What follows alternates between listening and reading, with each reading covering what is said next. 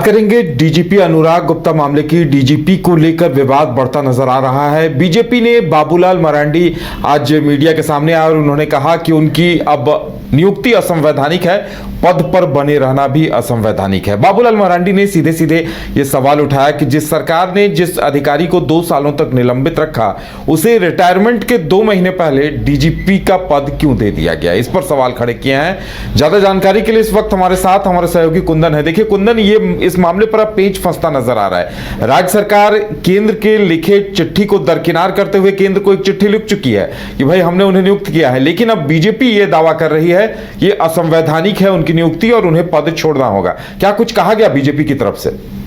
बिल्कुल उदय, जिस तरीके से आज भाजपा प्रदेश अध्यक्ष बाबूलाल मरांडी के द्वारा एक प्रेस कॉन्फ्रेंस किया गया और आरोप यह लगाया गया है कि सरकार जो है विगत 30 अप्रैल से जो है हमारे राज्य में कोई डीजीपी नहीं है। मतलब जो केंद्र सरकार के पास जो एक्सटेंशन के लिए जो डीजीपी अनुराग गुप्ता का जो फाइल गया था, उस पर जो है अप्रूवल नहीं मिल पाया है। उस पर जो है कहीं ना कहीं देखा जा रहा है कि अब भाजपा जो है हमलावर होती हुई दिखाई दे रही है और इस पूरे प्रकरण में जो है केंद्र वर्सेस राज्य की जो सरकार है उसमें ठनने की जो स्थिति है वो पैदा हो चुका है।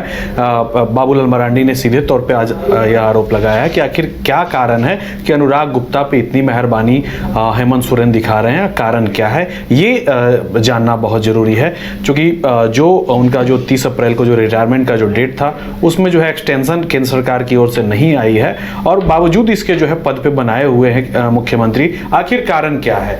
तरह तरह की बातें जो है निकलकर सामने आई। उन्होंने यहां तक कहा कि 27 महीने तक जो है जब इनका जब सरकार बना था स्टार्टिंग में, तो उस समय जो है इसी अनुराग गुप्ता को जो है वो सस्पेंड करके रखे थे और उसके बाद आनंद फानन में जो है उन्हें प्रभारी डीजी बनाया जाता है। बाद में फिर चुनाव आयोग जब आती है तो उन्हें जो हटाया जाता है, फिर से जो है उन्हें प्रभारी डीजी बनाया जाता है और जब मामला जब विवाद की भेंट चढ़ती हुई दिखाई देती है तब जो है आनंद फानन में आकर पूर्णकालिक जो है डीजीपी की घोषणा की जाती है।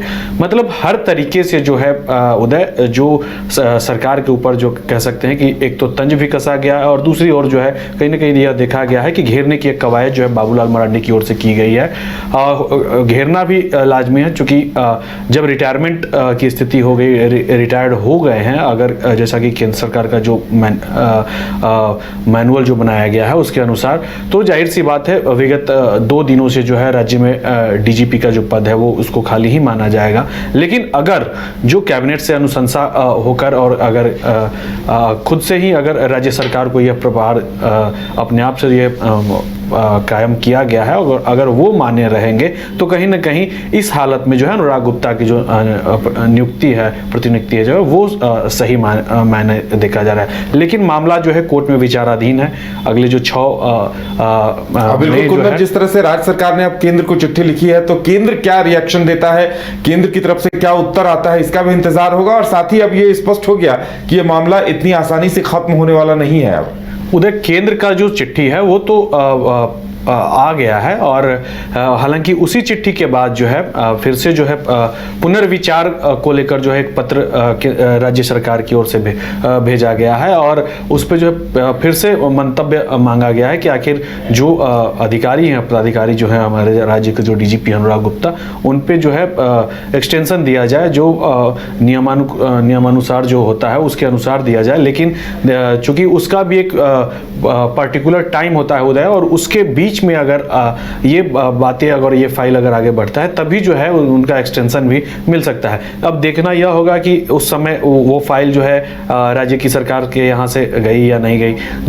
दूसरा यह हो जाता है कि अगर गई तो आखिर क्या क्लॉज जो है वो दिया गया है कि इनका एक्सटेंशन नहीं किया जा सकता है। साथ ही बहुत सारे ऐसे जो चीज़ होते हैं, जैसे उनका पूर्व का जो सर्विस रिकॉर्ड होता है उसको भी जो है आधार बनाया जाता है। हालांकि बाबूलाल मरांडी भ्रष्टाचार का भी आरोप लगा रहे हैं, अपराध बढ़ने का भी आरोप लगा रहे हैं, तरह तरह की बातें वो कह रहे हैं, लेकिन सबसे फैक्ट और फाइंडिंग पे सरकार और सत्ता चलती है।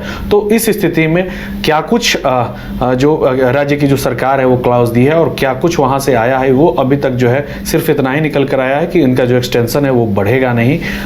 फिर से जो है राज्य सरकार पुनर्विचार के लिए आवेदन जो है संप्रेषित की है। अब आगे आने वाले समय में देखना यह होगा कि क्या इस लेटर के जवाब में एक्सटेंशन वेतन बढ़ाया जाता है, मतलब डीजीपी का जो सेवा विस्तार है वो मिलता है, या फिर इन्हें रिटायर कर दिया जाता है। लेकिन कहीं ना कहीं इस पूरे प्रकरण में केंद्र सरकार वर्सेस जो है राज्य सरकार ठनती हुई मामला दिखाई दे रही है। चलिए, तो ये मामला एक तरह से ठनता हुआ दिखाई दे रहा है। अब देखने वाली बात ये होगी कि केंद्र और राज्य सरकार के बीच जो एक तरह से कहा जा सकता है कि डीजीपी को लेकर आमने सामने होते हुए दिखाई दे रहे हैं, तो अंतिम निर्णय क्या आता है। क्योंकि बाबूलाल मरांडी सीधे ये सवाल उठा रहे हैं कि भाई जिनके रिटायरमेंट में 2 महीने का वक्त बचा था, उन्हें डीजीपी की कुर्सी जानबूझकर क्यों दी गई, क्योंकि डीजीपी की नियुक्ति 2 साल के लिए होती है। तो बाबूलाल मरांडी आरोप लगा रहे हैं कि सीधे सीधे मामलों को मैनेज करने के लिए उन्हें एक तरह से 2 साल की रिश्वत दी गई है। अब देखने वाली बात यह होगी कि आगे इस पर क्या होता है।